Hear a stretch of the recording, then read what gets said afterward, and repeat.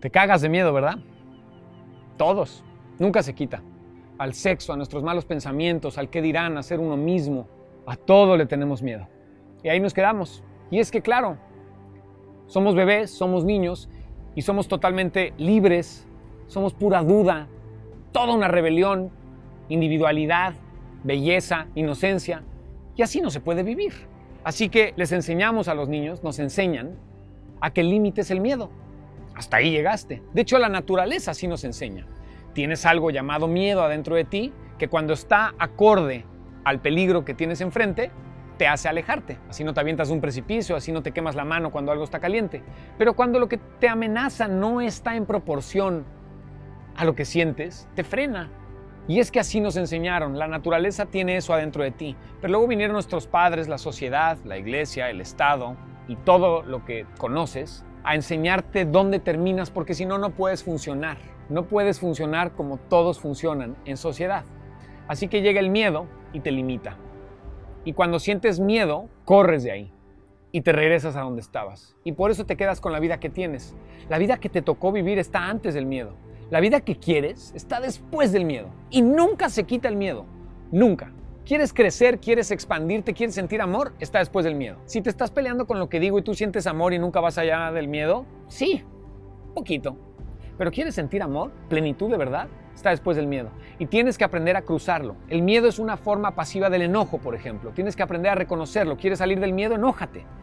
Cuando estés enojado, pregúntate qué te da miedo. Y esas dos están conectadas. Tienes que empezar a entender tus miedos. Sin miedo no puedes vivir, lo entiendo. Sin miedo te mueres. Es un protector. Es una forma de sobrevivir, pero sobrevivir no es lo que quieres. Quieres vivir, experimentar, pasarla increíble.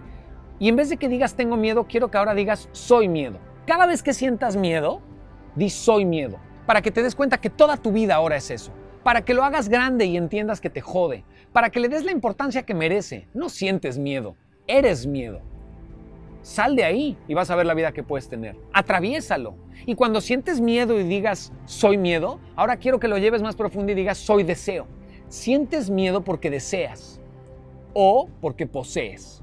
Cada vez que posees tienes miedo a perder. Cada vez que deseas tienes miedo a no alcanzar, no conseguir. El aquí y el ahora, la renuncia es lo que te saca del miedo. Renuncia. Renuncia a ser, renuncia a tener, renuncia a llegar, renuncia al control. Renuncia a lo que todo el mundo opina, renuncia a tus propias expectativas, renuncia a lo que la sociedad espera de ti, renuncia, suelta. No sé a qué le tengo más miedo, si a perder la vida que hoy tengo o no a alcanzar la que sueño.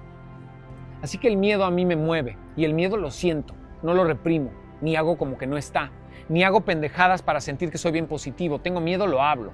Y además, cuando tengo miedo, hablo con pelos y señales, lo describo totalmente. ¿A qué le tengo miedo? Y hablo de todo eso y lo siento. Y me hago bolita y me meto en mi cama y cierro la puerta de mi cuarto y ahí lloro y ahí me desmorono. Y me voy al fondo. Abajo, en el fondo del miedo, siempre hay posesión o deseo. Y lo único que acabo haciendo es renuncia. Renuncio a todo lo que deseo, porque aquí ahora estoy bien. Y renuncio a todo lo que ya tengo, porque si no lo tengo, yo sé quién soy. La renuncia es lo que te salva. El miedo no se quita nunca. La vida que quieres está después del miedo. La vida que te tocó está antes. Deja de quejarte, mejor ve por la que quieres.